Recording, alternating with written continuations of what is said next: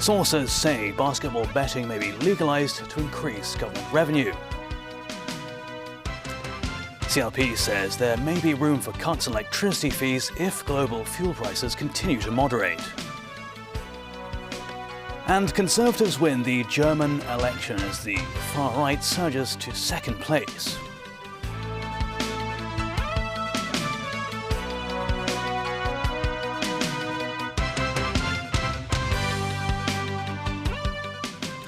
Good evening. Sources say the government may legalise basketball betting in the city as a measure to increase revenue.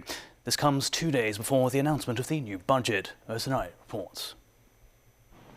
The government says it will implement policy to increase revenue. Sources say one of the ways this could be achieved is by expanding the Hong Kong Jockey Club's betting options, including basketball, so more revenue can be generated from the relevant duties. However, the process of legalizing the sports betting could be lengthy. The Home and Youth Affairs Bureau needs to consult the Betting and Lotteries Commission, which will happen next month at the earliest. Next, the government will launch a public consultation for at least 6 months before submitting opinions to the Executive Council. If an ordinance is required to regulate the betting, the Legislative Council must then step in. Lawmaker Kenny Fox supports the legalization. He said the estimated government revenue received from the betting duties could be between $1.5 and $2 billion annually. Moving forward, I think it's also prudent for the government to also think of more ways of securing income besides the traditional methods, and this may be one of the additional income sources that Hong Kong can rely on as well. But of course, the starting point should not be to solve the problem of financial difficulties. We use gambling as a method. We do believe that expanding the scope of the existing taxation regime, let's say, for example, betting duty has already been exists in Hong Kong for a while. We do see there should be having less negative impact to the entire economy rather than introduction of new taxes. In August 2003, football betting was authorized as a move to tackle the problem of illegal football gambling in the city. However, people could only place bets on overseas matches. Sources say the same rule may also apply to basketball betting. Members 9, TVB News. CLP Holdings posted a net profit of over $10 billion last year, with a 2% increase in annual electricity sales. The parent company of CLP Power, one of the city's electricity providers, says there may be room for electricity fees to be lowered if global fuel prices continue to moderate. Samantha Lee tells us more. Last year was the warmest ever in the history of Hong Kong, and the city's economy was still recovering. Electricity sales by CLP rose 2.1% year-on-year. Residential clients accounted for the biggest increase in electricity consumption among 4 sectors, followed by infrastructure and public services. Commercial clients, the largest user of electricity, saw only an increase of 1.5% year by year, due to a weaker demand from the retail and catering sectors. Manufacturing businesses also had low energy needs, with a 1.3% drop in electricity sales. CLP said infrastructure developments, rising inbound tourism, and the growth in the number of electric vehicles contributed to higher electricity usage. Electricity fees are calculated based on the basic tariff and the fuel charge. Chen Tongken, CEO of the CLP, said the company would adjust the electricity charges on a monthly basis. CLP said its net profit rose 76% from a year earlier to $11.7 billion, thanks to an overall solid performance from its business in Australia. Samantha Lee, TVB News. Provisional results have confirmed mainstream Conservatives, led by Friedrich Merz, won Germany's national election. The far-right Alternative for Germany party surged to become the nation's second largest. The results released by the German Electoral Authority showed Friedrich Merz's Christian Democrats and the centre-left Social Democrats winning a combined majority of seats in the national legislature after small parties failed to make the electoral threshold. Merz's conservative CDU-CSU bloc came in first place, winning 208 seats in the 630-seat Bundestag, while the far-right Alternative for Germany, or AfD, 152. The The three parties in Germany's former governing coalition lost seats. Outgoing Chancellor Olaf Scholz's Social Democrats, or SPC, suffered a stinging defeat, falling to 120 seats. The Greens dropped to 85. The pro-business Free Democrats failed to reach the 5% of the vote required to win seats. The outcome of the election gives Friedrich Merz the best chance of becoming Germany's next chancellor. The 69-year-old said he hopes to form a government by Easter at the latest, stressing the need to do so as fast as possible. He outlined his top priorities to unify Europe in the face of challenges coming from the US and Russia. For the time being, outgoing Chancellor Scholz will remain in power. Merz has ruled out a coalition with the far-right AfD, which is now the country's second-largest party after its best showing ever. The AfD was jubilant after the election. Its leaders vow to become the country's main party in the next election as its appeal expands. AfD Chancellor candidate Alice Weidel hailed the outcome, saying next time the party will come first. The election took place 7 months earlier than originally planned after Chancellor Scholz's unpopular coalition collapsed in November, 3 years into a term that was increasingly marred by infighting.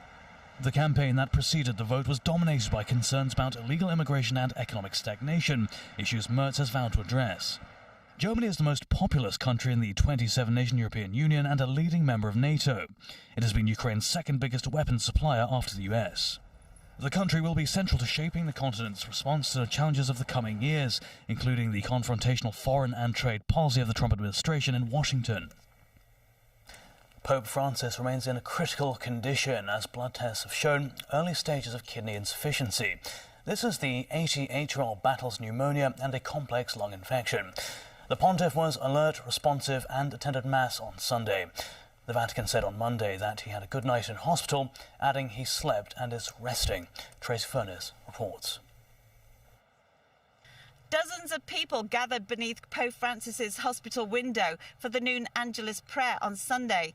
The ailing Pope did not make an appearance as the crowds below fingered their rosaries and bowed their heads, praying for him to recover.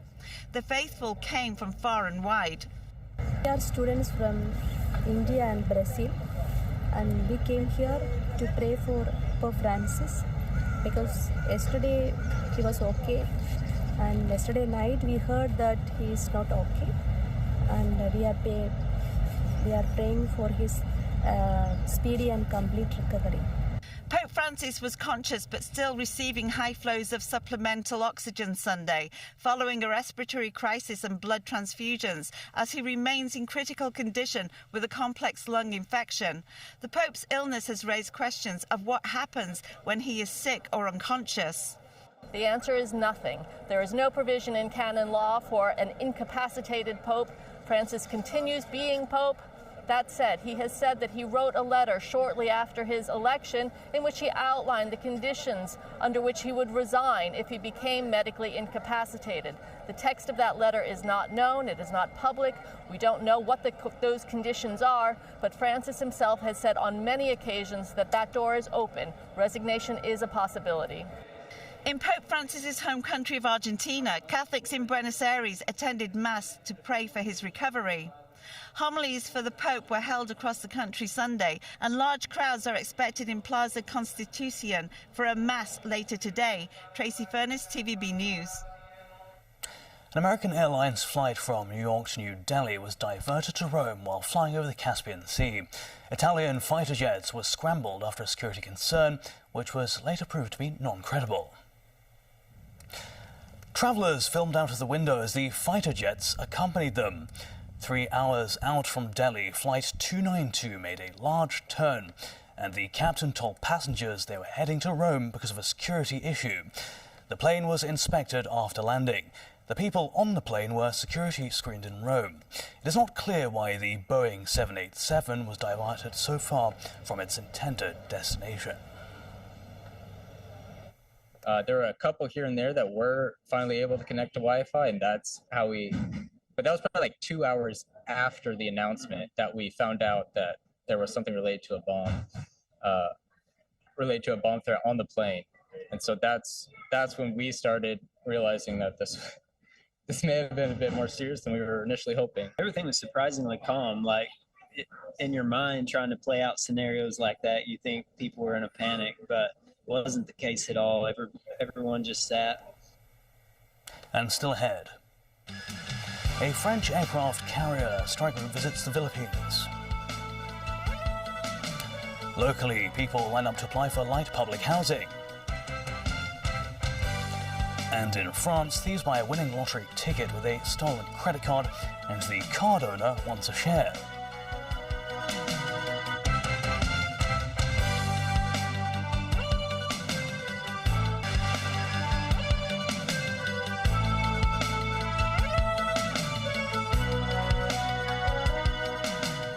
Welcome back. The second batch of light public housing is open for application today. More than 5,000 units are available at 4 sites: Kai Tak, Kwun Tong, Tu Mun and Shang Shui. Samantha Lee reports. This morning, people lined up at the Housing Authority's office in Lok Fu to submit their applications. Housing Authority staff were on hand to help applicants fill in the forms. 4 light public housing projects on Olympic Avenue Kai Tak, Sun On Road Kwun Tong, Cheng Fuk Ling Tu Mun, and Choi Yun Road Shang Shui will provide a total of 5,060 flats. Monthly rents range from $860 to $3,270. Successful applicants will be able to move in from the 4th quarter of this year. Kai Tak appears to be a popular choice. Ms. Yip says it's difficult for her to move around, so she hopes to get a unit in the Olympic Avenue project close to the Kai Tak MTR station. Ms. Jones says she's considering the flats in Kai Tak because her kid goes to school in Hong Kong. However, some applicants also expressed worries over the limited length of tenancy of light public housing. I waited almost 7 years for a place with the public housing. Previous to that, I was in another Chongfang, which was terrible. So I got this one about 11 years ago, and I've been staying there since. And then they introduced this public light housing, so I said, let me try. That's the one thing I'm worried about, because if they ask me to leave and I still have not got public housing, where am I going to go? The Housing Authority earlier sent application forms to those who have been on the public rental housing waiting list for 3 years or more. Priority is given to people living in subdivided units, having special medical conditions, or having children or elderly people in the family.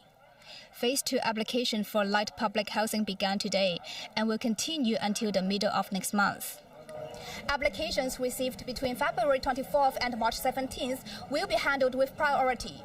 Unsuccessful applicants will be reconsidered during the next phase, so there is no need to submit another application. Samantha Lee, TVB News. A male cat was found dead in Shang Shui today. The case has been listed as animal cruelty. No one has been arrested in connection with the case so far. The cat was found in an open space in Shang Shui. The animal's head was covered by a cloth bag. Police arrived at the scene to investigate. Authorities said the cat was roughly 3 to 4 years old. The Society for the Prevention of Cruelty to Animals arrived at the scene and took the corpse away. A French carrier strike group has made its first visit to the Philippines in a show of force to promote security in the Indo-Pacific. It was on the heels of its joint maritime exercises with security allies, including the US and Japan. Meanwhile, Japanese and Filipino defense ministers have agreed to enhance defense cooperation amid shared concerns about China. Danny Zhou tells us more. The 260-meter-long nuclear-powered aircraft carrier Charles de Gaulle made an operational break at the Subic Bay northwest of Manila over the weekend. Lining at its hangar were dozens of Rafale Marine fighter jets. The French carrier strike group, including a trio of destroyers, has been deployed in the Indo-Pacific for months on the mission Clemenceau 25. Last Friday, the CSG joined the Philippine Navy for drills in the contested waters of the South China Sea. It is reported the exercises involved anti-submarine warfare and aerial combat training. During her address on the deck of the Charles de Gaulle, French Ambassador Marie Fontenelle said the high-profile deployment shows Paris's commitment to promoting regional order. We aim to deepen our cooperation with regional partners with whom we share common values such as upholding international law and ensuring freedom of navigation in shared maritime spaces. The French embassy has said the Clemenceau 25 serves as a unique opportunity to strengthen bilateral relations with the Philippines, particularly in military activities and defense capability development. A French military frigate earlier piloted its first ever participation in a joint sail in and near the South China Sea during the 2024 US-Philippine Balikatan drills. On Monday, Japanese Defense Minister Gen Nakatani met with his Philippine counterpart, Gilberto Teodoro, in Manila, where they agreed to deepen defense partnership. With eyes on China, they also pledged to establish strategic dialogue between high-level operational officers amid an increasingly severe security environment. The Foreign Ministry in Beijing earlier accused Manila of repeatedly drawing forces outside the region in their attempt to carry out military provocation. Officials said Manila was trying to conceal its violation of China's maritime rights, and the move has undermined peace and stability in the South China Sea. Danny Zhou, TVB News. In France, thieves used a stolen credit card to buy a lottery ticket, which went on to win the more than €500,000 prize. Now the victim, Jean David, has reached out to the thieves, wanting a share in the winnings. The lawyer for Jean David said it's a totally incredible story, very funny. The lawyer said my client launched an appeal to the thieves who stole his credit cards, with which they bought a whole bunch of things in a tobacconist in Toulouse, including the €500,000 winning lottery ticket. The appeal was being launched as the winnings had not been claimed from the lottery authority, and the lawyer wants to make a deal with the perpetrators. Jean David had his backpack stolen earlier this month from his car, which included his bank cards and other documents. When he called the bank, he learned the card had already been used in a local shop.